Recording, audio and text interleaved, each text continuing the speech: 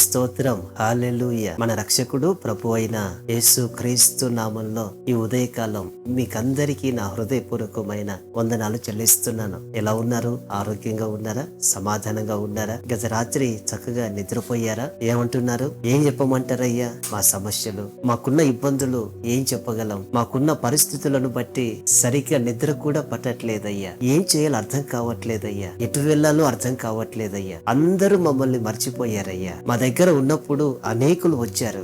ఎంతో మందికి మేము అవసరతలు తీర్చాం. ఎంతో మంది మమ్మల్ని అవసరానికి వాడుకున్నారు. కానీ ఈ రోజు మా పరిస్థితులలో ఒక్కరూ మాకు కనపడట్లేదు. అందరూ మమ్మల్ని మర్చిపోయారు. చాలా మంది కూడా ఇలా మాట్లాడుతూ ఉంటారు. దేవుడు కూడా మమ్మల్ని మర్చిపోయాడయ్యా. మేమెంత ప్రార్థిస్తూ ఉన్నప్పటికీ, ఎంత కన్నీళ్లు విడిచినప్పటికీ, ఉపవాసాలుండి ప్రార్థిస్తూ ఉన్నప్పటికీ మాకు దేవుని ద్వారా కూడా జవాబు రావట్లేదయ్యా. అంటే దేవుడు కూడా మమ్మల్ని మర్చిపోయాడని అనుకుంటున్నామయ్యా అని అంటున్నారా? నా ప్రేమైన సహోదరి సహోదరులారా, ఈ లోకంలో అందరూ మనలను మర్చిపోవచ్చు. ఎవరైనా మనలను మర్చిపోవచ్చు. మన ద్వారా మేలులు పొందుకున్న వాళ్ళు మనలను మర్చిపోవచ్చు. మన నుండి సహాయం పొందుకున్న వాళ్ళు మనలను మర్చిపోవచ్చు. ప్రాణ స్నేహితులు కూడా మనలను మర్చిపోవచ్చు. నా రక్త సంబంధికులని చెప్పే వాళ్ళు కూడా మనలను మర్చిపోవచ్చు. కానీ దేవుడు మాత్రం మర్చిపోయేవాడు కాదు. ఎలా చెప్పగలరయ్యా దేవుడు మర్చిపోయేవాడు కాదని అని అడిగితే, యెషయా గ్రంథం 49వ అధ్యాయము 15వ వచనం. స్త్రీ తన గర్భమున పుట్టిన బిడ్డను కరుణింపకుండా తన చంటి పిల్లను మరచున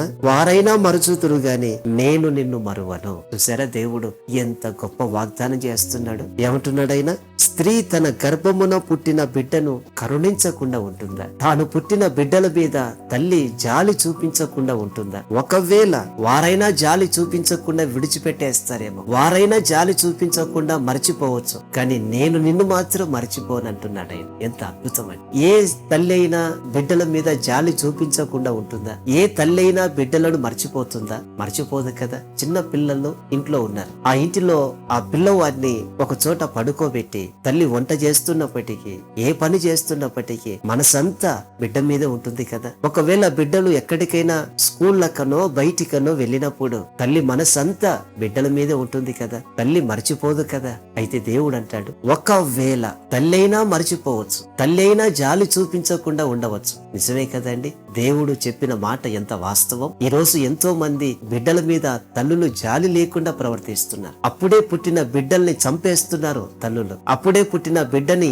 ఎంతో మంది ఊరి బయట విడిచిపెట్టేస్తున్నారు తల్లులు. ఆడపిల్ల పుట్టిందని చెత్త కుండీలో వేస్తున్నారు తల్లులు. ఆడపిల్ల పుట్టిందని అమ్ముకుంటున్నారు తల్లులు. మరి కొంతమంది డబ్బుల కోసం మగ పిల్లలను కూడా అమ్ముకుంటున్నారు తల్లులు. తల్లి విచ్చలవిడిగా ప్రవర్తించే దానికోసం అడ్డుగా ఉన్న కూతుర్ని కూడా చంపేస్తున్నారు, కొడుకును కూడా చంపేస్తున్నారు. తల్లి జాలి చూపించకుండా ఉండదు సహజంగా. కానీ దేవుడు వాక్యం మనం చూస్తూ ఉన్నట్లయితే ఈ దినములలో అలాంటి వాళ్ళు కనపడుతున్నారు. జాలి లేకుండా కనపడుతున్నారు, చంపేస్తున్నారు, మర్చిపోతున్నారు, విడిచిపెట్టేస్తున్నారు. అయితే దేవుడు అంటాడు, తల్లైనా మర్చిపోవచ్చు, కానీ నేను నిన్ను మర్చిపోను. అందరూ నిన్ను మర్చిపోవచ్చు. నీ వాళ్ళు అనుకునే వాళ్ళు నిన్ను మర్చిపోవచ్చు. నీ ప్రాణ స్నేహితులు అన్న వాళ్ళు నిన్ను మర్చిపోవచ్చు, కానీ నేను నిన్ను మర్చిపోలేదు. ఎందుకు మర్చిపోలేదు? కారణం ఏంటంటే నీ కోసం ప్రాణత్యాగం చేయబడింది. నా ప్రేమైన సహోదరి సహోదరులారా, దేవుడు ప్రాణం ఇచ్చి మనలను తన సొత్తుగా చేసుకున్నాడండి. ఆయన మనలను ఎలా మర్చిపోతాడనుకున్నారు? ఈ రోజు మనం ఇంకా సజీవంగా బ్రతుకుతున్నామంటే ఆయన మర్చిపోలేదు కదా.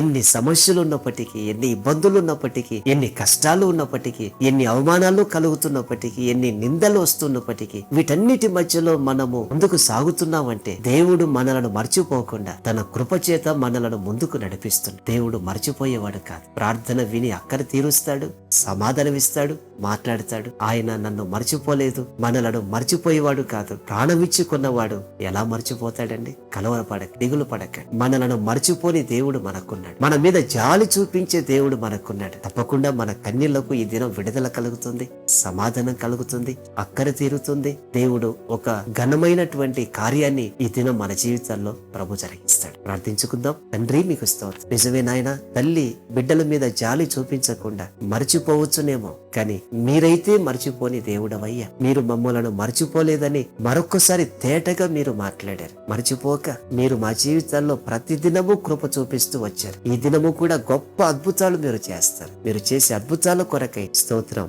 స్తోత్రం, స్తోత్రం. యేసు నామములో ప్రార్థిస్తున్నాము తండ్రి. ఆమేన్, ఆమేన్, ఆమేన్.